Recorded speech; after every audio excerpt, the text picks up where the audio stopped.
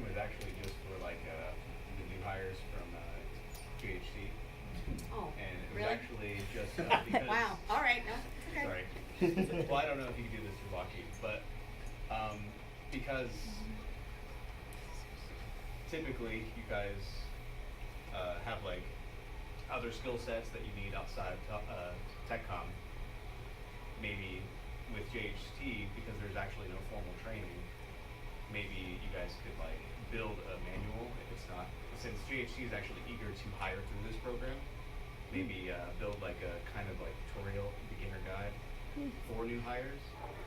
Because I actually did this for Lockheed. yeah, I think it would be a good idea if they're eager to hire through and they're also expanding.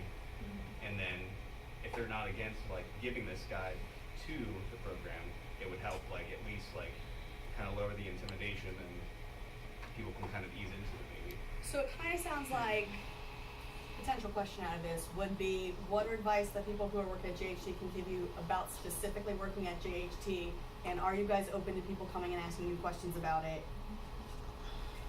about working at JHT and the skills necessary for doing so? But if you have the guide, then you may not have to explain it so many times, and it'll kind of increase productivity. The only problem sometimes is deciding what knowledge is company proprietary. Right. And the fact that both companies are DoD. So Yes, Department of Defense. which is where company proprietary becomes a very fun, yes, it's a very, very, very fine line. I could say that we did do that. I actually, if one of you kind of recommend, JHC doesn't have that, that is something that's really good for your performance. Are you doing that? Yeah. But And I you're started writing it doing that- down, right?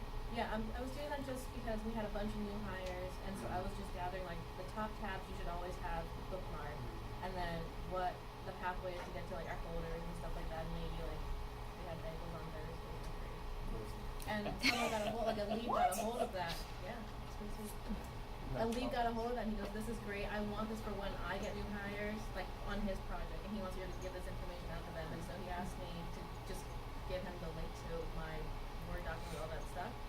But I wanted to bolster it a little bit, make it a little nice, because I got this request, and something I can write in the back of my notebook. You know, 10 months or 12 months later. Onboarding.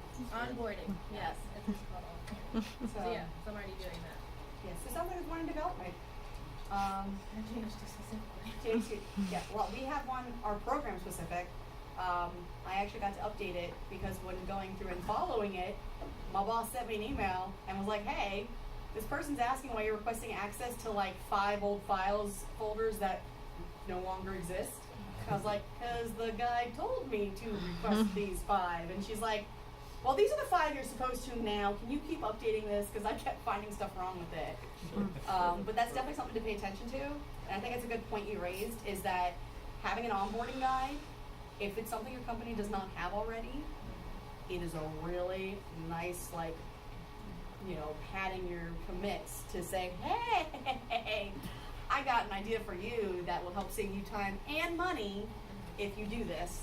Because we still update it and think of stuff to keep adding to it as you come across it.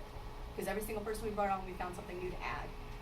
And so I don't know if it's just because of the natures of our jobs, we can really make something and share it with people outside of the company. Right. But definitely, like I said, I think pretty much all of us, if you have a question or you want to know more, or like, hey, some advice, like, you can just ask.